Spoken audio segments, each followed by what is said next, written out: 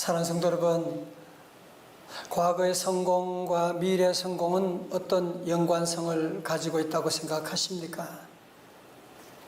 과거에 성공했으면 미래에도 성공은 보장된 것입니까? 그렇지 않지 않습니까? 과거에 아무리 잘해도 미래 잘못될 수가 있는 것이고, 과거에 성공한 기업이라고 해서 미래에도 성공한 기업이 된다, 절대로 그렇게 보장할 수가 없는 것이지 않습니까? 마찬가지로 우리의 믿음도 그렇습니다. 과거의 믿음이 미래의 믿음을 보장하지 않습니다. 여러분, 과거의 건강이 미래의 건강을 보장할 수가 없습니다.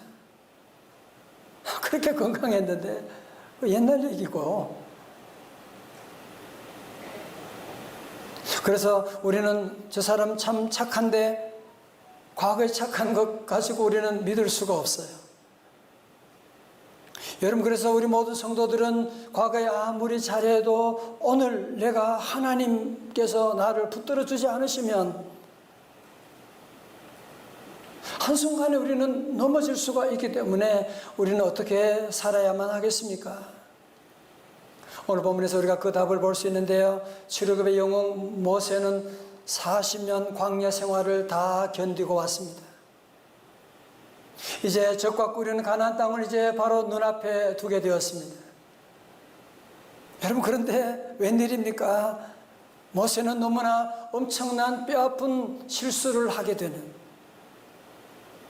그래서 정말 그렇게 가고 싶었던 적과 꾸린 가나안 땅에 들어가지 못하고 그냥 멀리서 보기만 하고 하나님께서 그에게 가나안 땅에 들어가지 못하도록 하시게 되는 끔찍한 벌을 받게 되는 것이고, 모세가 왜 그랬을까요? 모세가 왜 이런 실수를 하는 것일까요? 다시 말해서 그것은 과거의 믿음이 그의 미래를 담보할 수가 없었기 때문에 그런 것입니다. 자, 그러면 우리가 먼저 오늘 본문의 말씀 배경을 한번 보실까요? 민수기 20장 1절에 보니까 이스라엘 백성들이 지금 어디에 도착해 있나요?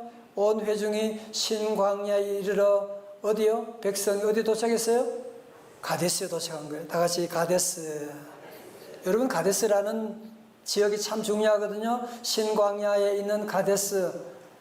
이스라엘 백성들은 이 가데스를 잊을 수가 없습니다. 이 가데스에서 지난날 38년 전에 엄청난 사건이 있었거든요. 혹시 여러분 기억하세요? 38년 전에 이스라엘 백성이 가데스에 도착했을 때 가나안 땅을 바로 앞두고 모세는 12명의 정탐꾼을 보내게 되었잖아요. 그죠? 그런데 그 가운데 12명 가운데 2명은 긍정적인 보고를 합니다. 할 수 있습니다. 하면 됩니다. 그도 우리 밥입니다. 그런데 나머지 10명의 정탐꾼은 너 안 돼. 안 된다니까. 우리는 그들의 밥처럼 우리가 그들은 거인족이야. 안 된다니까. 그러니까 백성들이 어느 쪽에 기울게 돼요? 부정적인 보고를 더 좋아하는 거야. 오늘 여러분, 우리 사회가 가짜 뉴스를 좋아하는 이유가 뭔지 아세요? 죄인들은 가짜 뉴스를 더 좋아해요. 이스라엘 백성들도 부정적인 뉴스에 동조하게 되고 하나님을 원망하고 불평하고 그러다가 하나님께서 저들에게 혼내주시게 되고, 그래서 저들이 이 가데스 바네 사건 이후에 어떻게 됩니까? 38년 동안 다시 뺑뺑이 도는 것이 시작되는데 그 시작 지점이 바로 가데스 바네아였던 것입니다. 자, 이제 드디어 38년 만에 저들은 다시 가데스에 도착하게 되었습니다. 정말 얼마만입니까? 얼마나 감격스러운 순간입니까? 그런데 지금 저들에게 어떤 문제가 생겼어요? 마실 물이 없는 거예요. 마실 물이 없으면 지난달에 하나님께서 반석에 물이 나게 하신 그 놀라운 하나님의 은혜를 기억하면 되는데 저들은 또 모세에게 달려와서 원망과 불평을 쏟아놓는 거 있죠.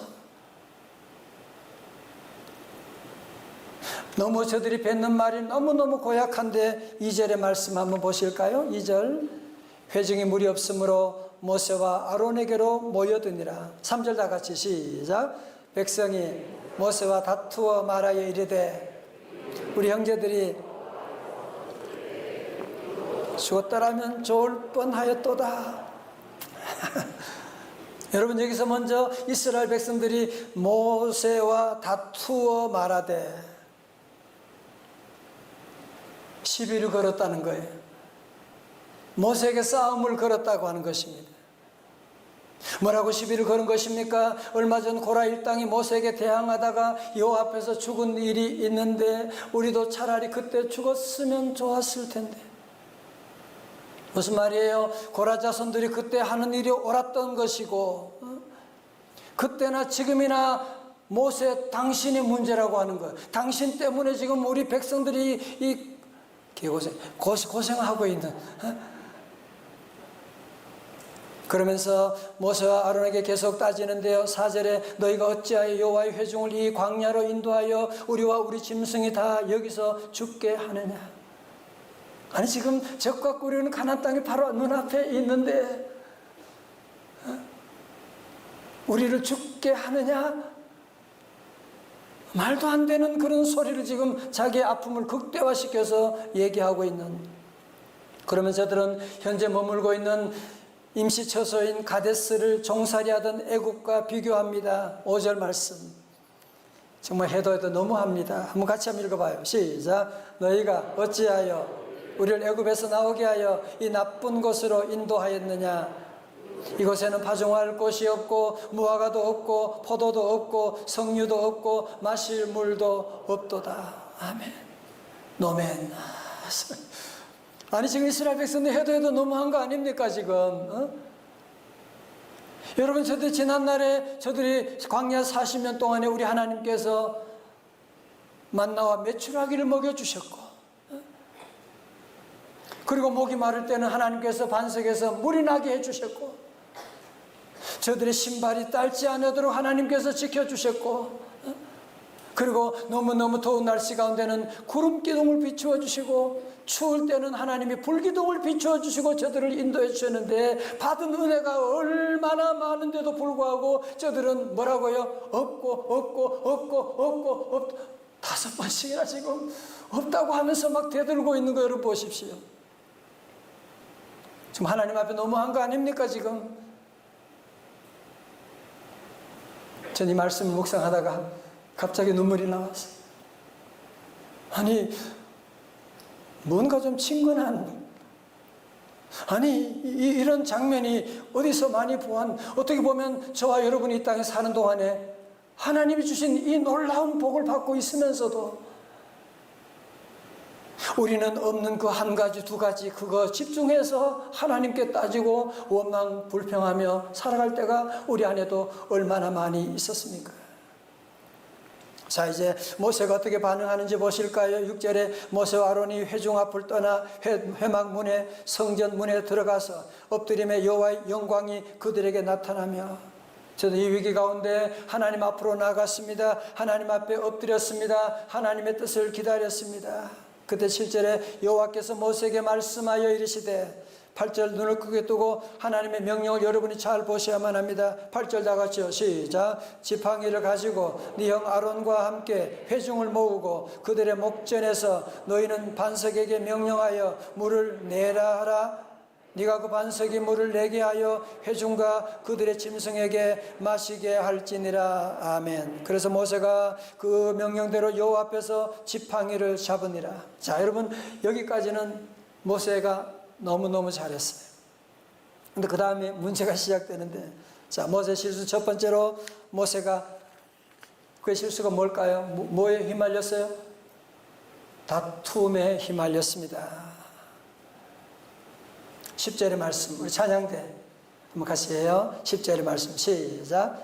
모세와 아론이 회중을 그 반석 앞에 모으고 모세가 그들에게 이르되, 반역한 너희여 들으라.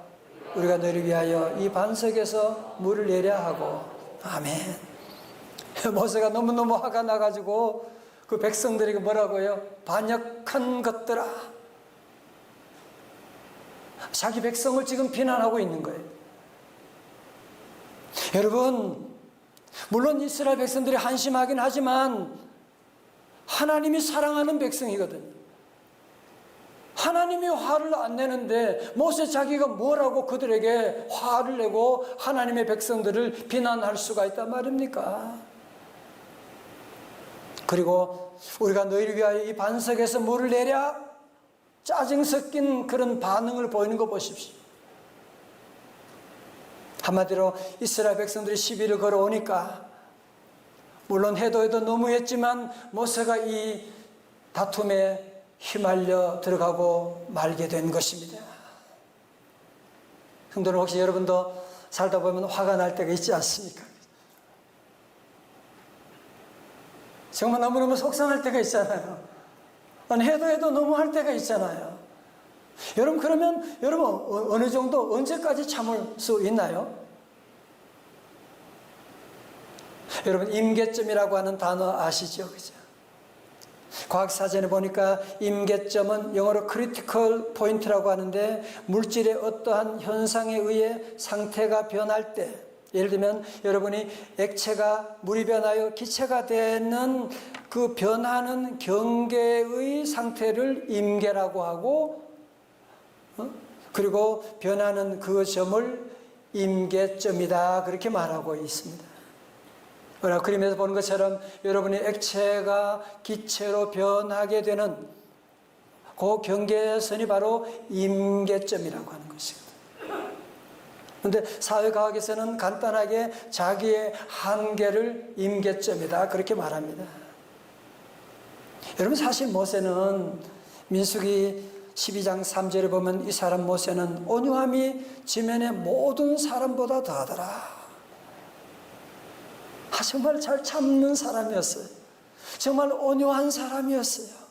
그런데 오늘 여기서는 자기의 임계점을 그만 넘어가 버리고 말게, 감정 조절에 실패하고 말게 되는, 그래서 저들이 다툼을 걸어올 때 그들의 다툼에 말려버리고 말게 되었다는 것이거든요.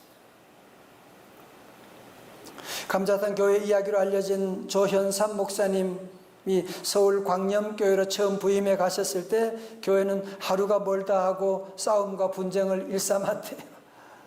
교회 밖에 사람들이 알면 부끄러울 정도로 한심하게 다투자 조 목사님이 분쟁하는 사람들을 일일이 찾아다니면서 물어봤대요.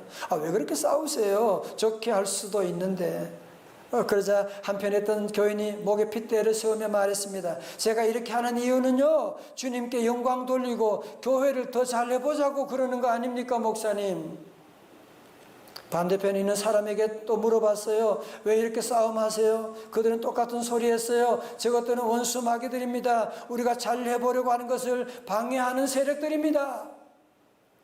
다음 주일날 조 목사님은 설교 시간에 교인들에게 이렇게 제안을 했다고 합니다. 사랑하는 성도 여러분, 우리 이제부터 잘하지 맙시다. 싸워야만 잘할 수 있는 것이라면 절대로 잘하지 맙시다. 그냥 싸우지 말고 잘 못하면서 평화롭게 삽시다. 오랫동안 마음에 남는 그런 말씀이거든요. 우리 교회 지난 18년 역사 가운데 교회 분립의 역사, 성전 건축이라고 하는 어마어마한 일들을 감당하면서 돌아보면 받은 은혜가 너무너무 많은데, 그 가운데 하나는 우리 교회 초대 장로님부터 당회에 모여서 한 번도 소리 지르거나 갈등하거나 우리 교인들 사이에도 그런 일 여러분이 증인이잖아요. 정말 하나님의 은혜가 아닐 수가 없습니다. 여러분, 그렇지만 우리가 살다 보면 정말 모세가 무리바에 일어났던 이런 사건과 같이, 지난주 말씀드린 것처럼 다윗과 그의 아들 압살롬의 사이에서 일어나는 것처럼 이런 다툼이 일어날 때가, 부부 사이에도, 부모와 자녀 사이에도, 회사 생활하다 보면 그렇게 가까운 사람들 사이에도 자꾸 말도 안 되는 것 가지고 시비를 걸어오는, 정말 가만히 있으니까 여러분, 그럴 때가 우리도 완전히 있지 않습니까? 여러분 가운데도 그런 임계점을 넘으시면 안 돼요. 넘게 되면 감당할 수 없는, 이제 뒤에 보시면 감당할 수 없는 그런 아픔들이 몰려오게 되는데요. 우리 성도들은 그런 어려운 위기 가운데 오늘 이 하나님 말씀을 기억하시기 바랍니다. 가정에서 불화가 생길 때 잠언 17장 1절의 말씀을 꼭 기억하십시오. 다 같이요, 시작. 마른 떡 한 조각만 익고도 화목하는 것이 제육이 집에 가득하고도 다투는 것보다 나으니라. 아멘. 다 같이 아멘. 진성찬을 잔뜩 채워넣고 싸우는 것보다, 안 그래요? 그냥 오두막집이라도 방 한 칸이라도 화목하는 게 더 낫지요. 잠언 25장 24절은 말씀합니다. 다투는 여인과 함께 큰 집에서 사는 것보다 움막에서 혼자 사는 것이 나으니라. 다투는 남자와 사는 것도 마찬가지일 것입니다. 차라리 움막에서 혼자 사는 것이 낫지. 우리 가족, 우리 교우들 얘기 아니지요, 그죠?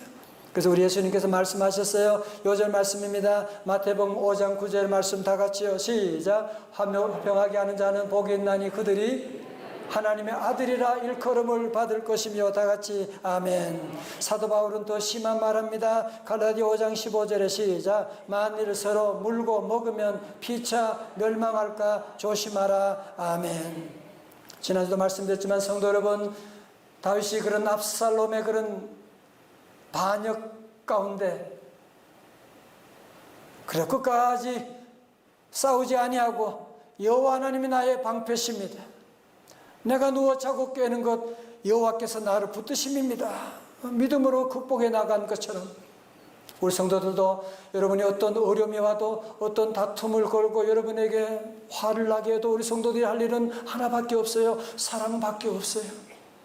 우리를 자꾸 싸움으로 부추기는 사단의 세력을 이기는 화평케 하는 성도들 다 되시기를 주님의 이름으로 축원합니다. 모세 두 번째 실수는 무엇입니까? 정말 말하고 싶지 않은 믿음을 잃어버리게 됐습니다. 너무 끔찍한 얘기예요. 10절 말씀 다시 볼까요? 모세와 아론이 회중을 그 반석 앞에 모으고 모세가 그들에게 이르되 반역한 너희여 들으라. 우리가 너희를 위하여 이 반석에서 물을 내려 하고. 여러분 보세요. 모세가 저들에게 우리가 이 반석에서 물을 내려?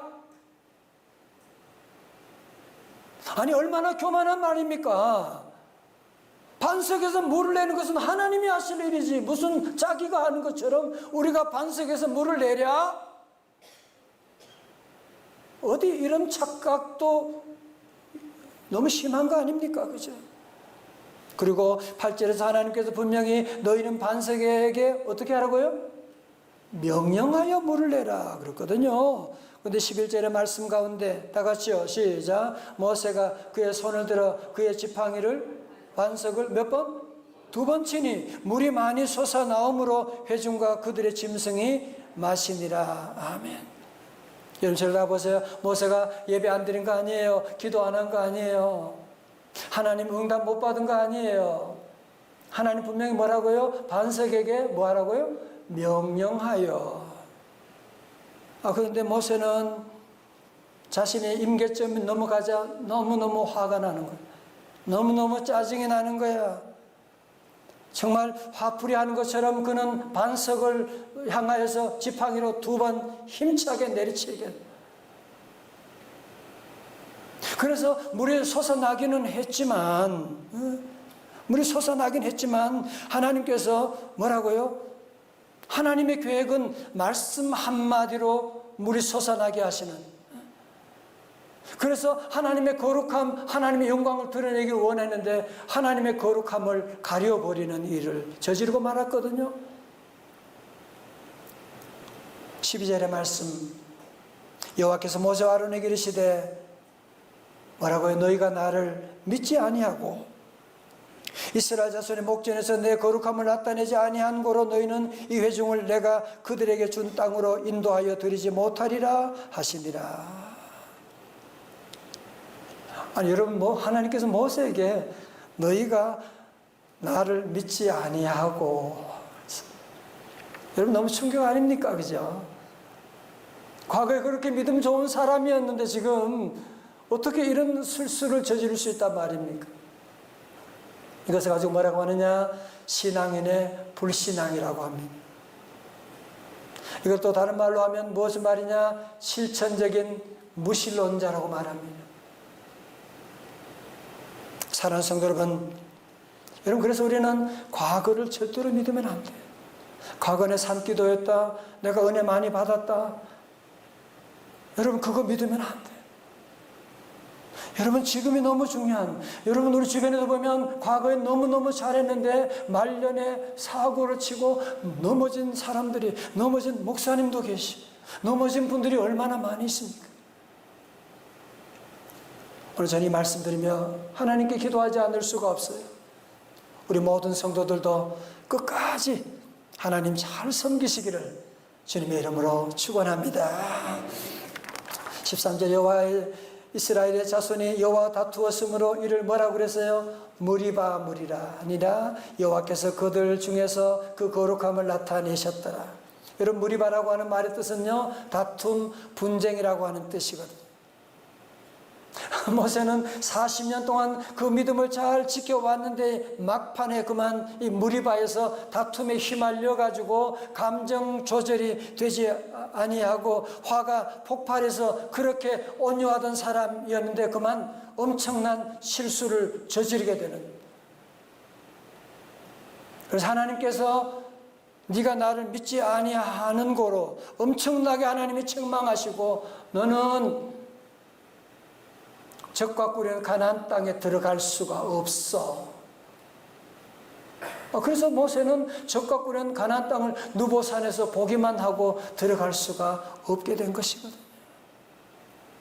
사랑하는 성도 여러분, 우리가 사는 동안에 여러분이 여러 가지 잃어버리는 일들이, 물건들이 있을 거예요.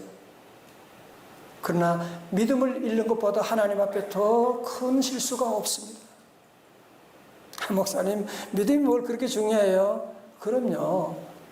여러분, 믿음이라고 하는 것은 하나님과 우리 사이만이 아니라 여러분 인간관계도 믿음보다 더 중요한 게 어디 있습니까? 40년 잘 살아온 부부라고 할지라도 믿음이 깨지면 어떻게 돼요? 믿음만 깨지나요? 다 깨어지는 것이. 30년 친구라고 해요. 여러분 회사 친구가 아무리 그런 친구에서 크레딧이 무너지게 되면 다 무너지는 것이. 마찬가지로 하나님과 우리 사이에 이 믿음을 우리 성도들은 귀하게 여기고 모세가 믿음을 잃어버림으로 말미암아 그 대단한 믿음의 사람이 적과 꿀이었는 가나안 땅으로 들어가지 못했기 때문에 우리 성도들 그래서 믿음은 단거리 경기가 아니라 마라톤 경기라고 말하는 것입니다. 여러분 출발을 잘했다고 여러분이 안심하면 안 돼요. 끝까지. 그래서 사도 바울은 인생의 마지막에 순교를 앞두고 뭐라고 하느냐? 디모데후서 4장 7절에 나는 선한 싸움을 싸우고 나의 달려갈 길을 마치고 뭐요? 믿음을 지켰으니. 우리 사는 동안에 여러 가지 수많은 환난과 시험이 있을지라도 코로나가 있고 코로나보다 더 심한 바이러스가 온다고 할지라도 우리 성도는 끝까지 믿음을 지키는, 환난과 핍박 중에도 성도는 믿음을 지키는 저와 여러분 다 되시기를 주님의 이름으로 축원합니다.